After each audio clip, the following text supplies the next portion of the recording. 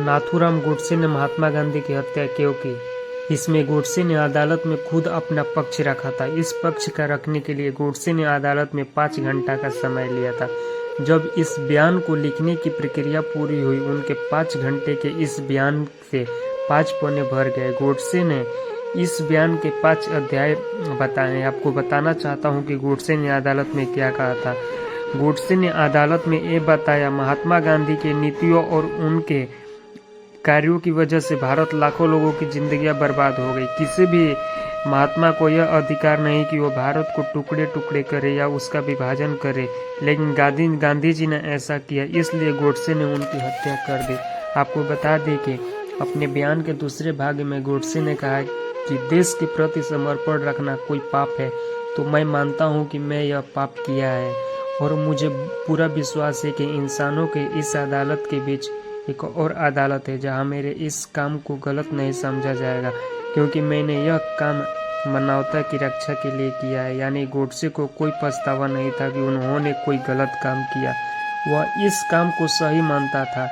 यहाँ एक बड़ी बात यह है कि आंदोलन में महात्मा गांधी की हत्या की सुनवाई शुरू हो गई। तब नाथूराम गोडसे पर जो आरोप लगाए गए थे उनके जवाब गोडसे को लेकर देने थे और बाद में इन जवाबों को जब सामने पढ़ा जाना था, लेकिन दूसरा पक्ष यह नहीं चाहता था कि जो सरकारी पक्ष या गोडसे के जवाबों को आंदोलन में पढ़ा जाए। यही मांग तब अदालत से की गई, लेकिन अदालत ने उस समय इस आपत्तियों को खारिज कर दिया। फिर गोडसे का जवाब अदालत में बाकायदा पढ़ा गया।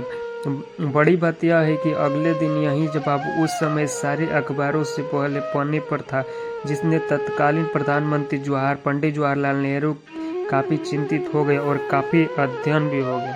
आपको बता दें कि पंडित जवाहरलाल नेहरू को यह डर था गोडसे ने पक्ष गांधी जी के प्रति देश के लोगों का नजरिया बदल सकता है, इसलिए वो गोडसे के बयान को सार्वजनिक रूप से प्रकाशित करने के खिलाफ थे और उन्होंने गोडसे के इस बयान पर बाद में बैन भी लगा दिया था। लेकिन यह प्रतिबंध गोडसे के बयानों पर कई वर्षों तक लागू रहा, इसलिए आज भी देश के ज्यादातर लोग यह नहीं जानते कि महात्मा गांधी की हत्या करने के बाद गोडसे ने अदालत में क्या कहा था।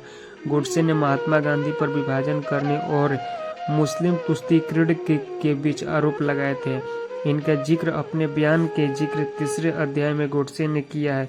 गोडसे ने कहा, महात्मा गांधी कभी मस्जिद में गीता पढ़ने का साहस नहीं किया, क्योंकि वह जानते थे मुस्लिम इसके विरुद्ध में खड़े हो जाएंगे, लेकिन हिंदू मंदिरों में उन्होंने कुरान पढ़नी जरूर शुरू कर दी थी, जिससे गोडसे को ऐसा लगने लगा कि गांधी जी इस तरह के मुश्किल तुष्टीकरण के राजनीतिक कर रहे हैं। लेकिन यहाँ एक तथ्य यह भी है, महात्मा गांधी अपने जीवन काल में सिर्फ एक बार ही मंदिर गए थे। आपको यह भी बताना चाहता हूँ कि महात्मा गांधी अपनी जिंदगी में सिर्फ एक बार मंदिर गए थे।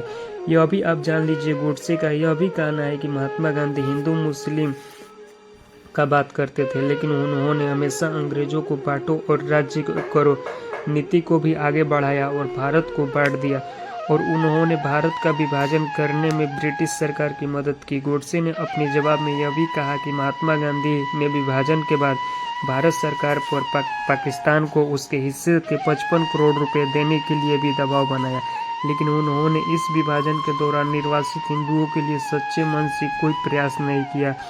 असल में जिस समय भारत का विभाजन हुआ, भारत और पाकिस्तान बने, देश के सरकारी खजानों में लगभग 400 करोड़ रुपए जमा थे।